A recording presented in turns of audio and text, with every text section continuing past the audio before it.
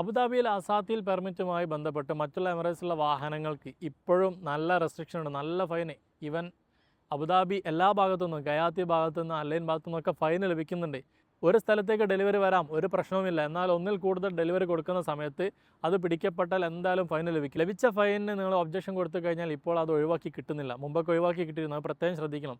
ഏറ്റവും നല്ല സൊല്യൂഷൻ എന്ന് പറയുന്നത് നിങ്ങൾ അബുദാബിയിൽ ബ്രാഞ്ച് ലൈസൻസ് എടുത്തുകൊണ്ട് അബുദാബിയിൽ ഓടാൻ പോകുന്ന വാഹനങ്ങൾ അബുദാബി നമ്പർ പ്ലേറ്റ് ആക്കി മാറ്റിയ ശേഷം അസാത്തിൽ പെർമിറ്റ് എടുക്കണം.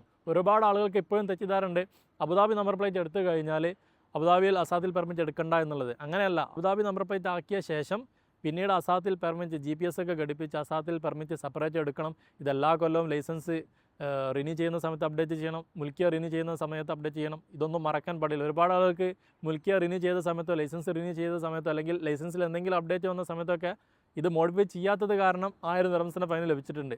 അപ്പോൾ പ്രത്യേകം ശ്രദ്ധിക്കുക, അബുദാബിയിൽ ബ്രാഞ്ച് ലൈസൻസ് മാത്രം എന്നല്ല, അസാത്തിൽ പെർമിറ്റ് കൂടെ എടുക്കാൻ ശ്രദ്ധിക്കണമെന്ന് അറിയിക്കുന്നു. അതുപോലെ തന്നെ ബ്രാഞ്ച് ലൈസൻസുമായി ബന്ധപ്പെട്ട എല്ലാ കാര്യങ്ങൾക്കും നിങ്ങൾക്ക് ഞങ്ങളെ കോൺടാക്റ്റ് ചെയ്യാവുന്നതാണ്. താങ്ക്